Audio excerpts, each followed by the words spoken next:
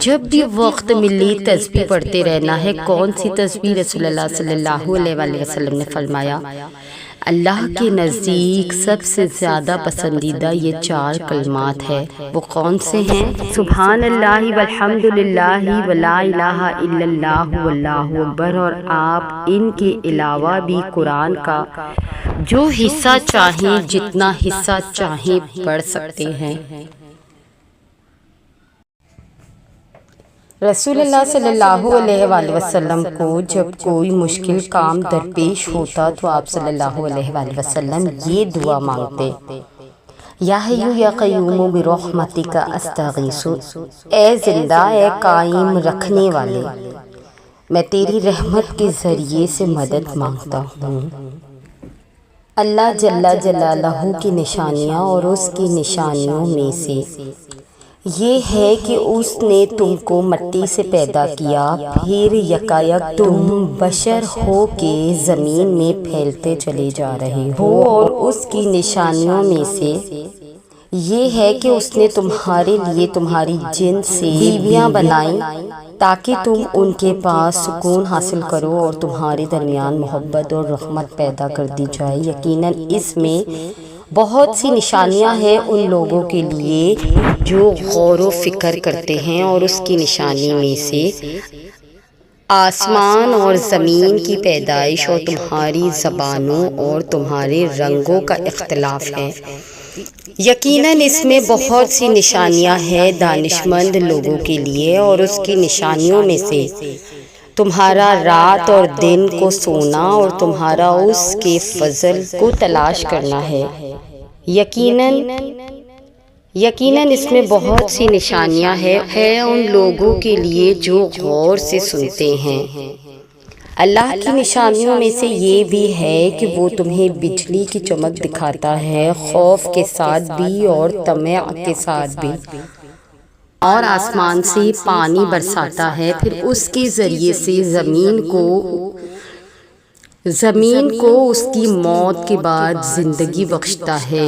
یقیناً اس میں بہت سی نشانیاں ہیں ان لوگوں کے لیے جو عقل سے کام لیتے ہیں۔ اور اس کی نشانیوں میں سے یہ ہے کہ آسمان اور زمین اس کے حکم سے قائم ہے، پھر جوں ہی کہ اس نے تمہیں زمین سے پکارا، بس ایک ہی پکار میں اچانک تم نکل آؤ گے۔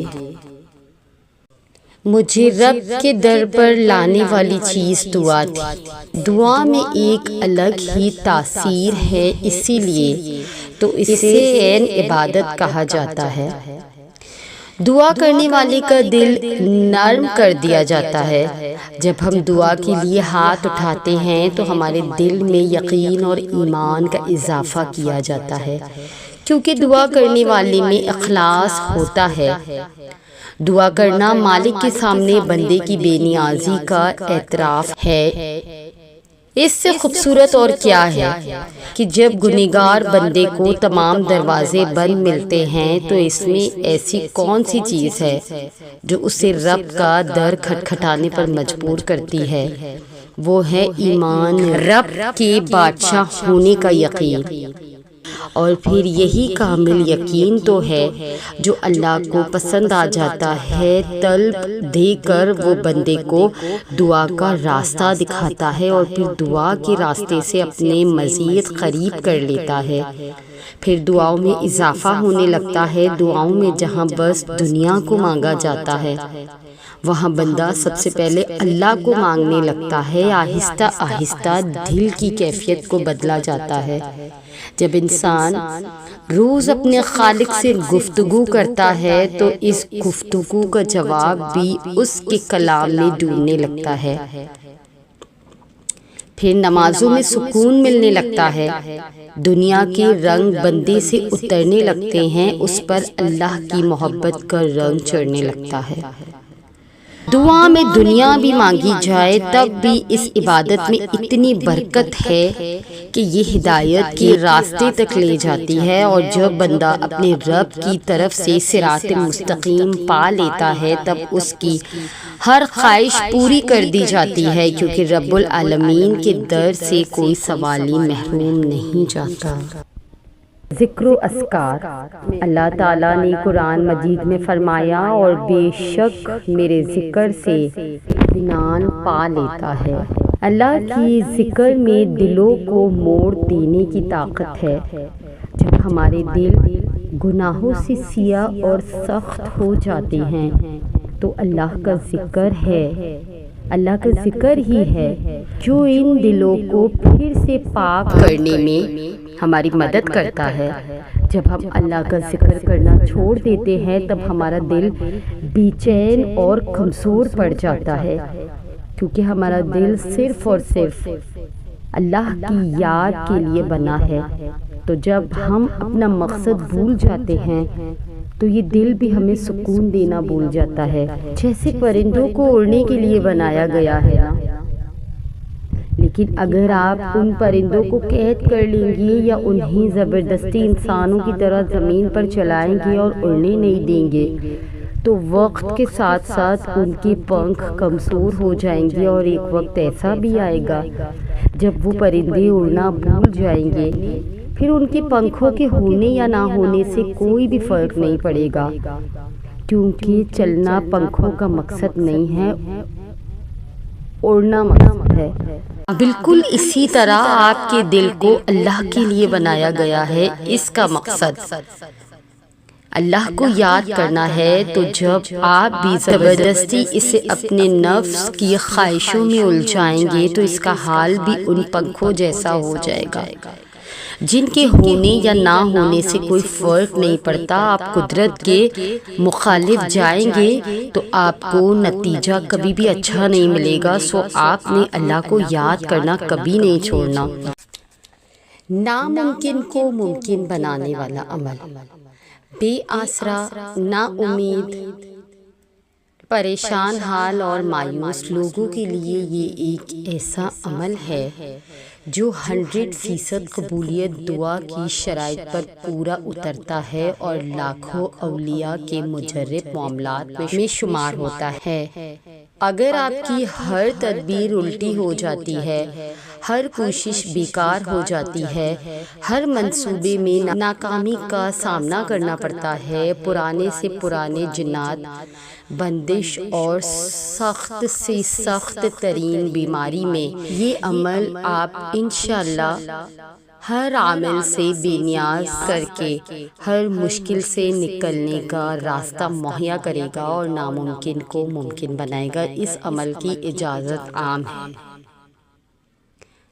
ناظرین، یہ عمل آپ نے کچھ اس طرح کرنا ہے کہ سب سے پہلے تو آپ نماز کی پابندی کریں اور اول و آخر 3 مرتبہ کوئی بھی درود شریف پڑھیں اور درمیان میں 100 مرتبہ سورہ فاتحہ اور 300 مرتبہ سورہ اخلاص مع تسمیہ۔ یہ پورا ایک عمل ہوا۔ اسی طرح روزانہ یہ عمل 41 مرتبہ کریں۔ یہ عمل آپ نے 41 دن بلا ناغہ کرنا ہے۔ جس مقصد کے لیے آپ عمل کر رہے ہیں، اگر وہ مقصد 41 دن میں پورا نہیں ہوتا تو پھر 91 دن تک کریں بلا ناغہ۔ ہر قسم کی بیماری، پریشانی اور مشکل میں کر سکتے ہیں۔ خواتین ایام کے دنوں میں یہ عمل نہ کرے بلکہ پاک ہونے کے بعد دنوں کی تعداد پوری کرے۔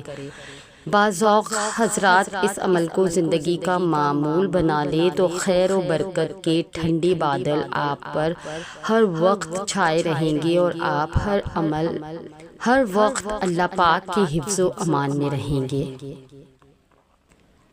اس کے علاوہ جو چیز ہم آپ کے ساتھ شیئر کرنے لگے ہیں وہ ہے صلاۃ حاجت۔ میں نے صلاۃ حاجت کے بارے میں بہت پڑھا ہے، اس کا طریقہ بھی بہت دفعہ دیکھا تھا مگر کبھی پڑھی نہیں تھی۔ مجھے مشکل لگتا تھا۔ کل میں نے صلاۃ حاجت پڑھی پہلی دفعہ کسی پریشانی کے تحت، اور یقین کرے 1.5 سے 2 گھنٹے تک میں اس کا رزلٹ مل گیا، دعا قبول ہو گئی۔ آپ نے 4 رکعت نماز حاجت کی نیت کرنی ہے۔ نیت کر کے جس کام کے لیے پڑھنی ہے وہ اللہ سے کہنا۔ پہلی رکعت میں سورہ فاتحہ کے بعد 3 دفعہ آیت الکرسی پڑھنی ہے۔ دوسری رکعت میں سورہ اخلاص قل هو اللہ احد پڑھنی ہے اور تیسری رکعت میں سورہ فلق پڑھنی ہے اور چوتھی رکعت میں سورہ ناس پڑھنی ہے۔ درود پاک پڑھے، آیت کریمہ کی ایک تسبیح کر لے اور خلوصی دل کے ساتھ اللہ سے دعا مانگے، اللہ کی حمد کرے، یقین کے ساتھ دل میں یہ خیال نہیں آنے دینا کہ نہیں ہوگا یا پتہ نہیں ہوگا یا نہیں۔ آپ سب اس کو روز پڑھنے کی عادت بنا لیں۔ 4 نوافل ہے، زیادہ لمبے نہیں ہیں، آپ یقین کے ساتھ پڑھیں۔ جب بھی کوئی مشکل آئے، کوئی ضرورت، کوئی مدد کی ضرورت ہو تو صلاۃ حاجت پڑھے، اللہ پہ یقین کر کے اللہ کوئی نہ کوئی راہ آپ کو دکھا دے گا۔ اللہ پہ توکل رکھو، کوئی بھی مسئلہ ہو، درد میں ہو، تکلیف میں ہو، اس کو پڑھ لو، اس کو اپنی نماز کا حصہ بنا لو، اللہ سارے راستے کھولتا جائے گا، آپ کی مشکلات آسان ہوتی جائے گی انشاءاللہ۔ اسکلم بنشین ابراہیم۔ تو یہ تھی ہماری آج کی ویڈیو۔ اگر آپ ہماری اس کاوش کو پسند کرتے ہیں تو ہمارے چینل کو سبسکرائب کر کے ہمارے ساتھ جڑ جائیے۔ جزاک اللہ۔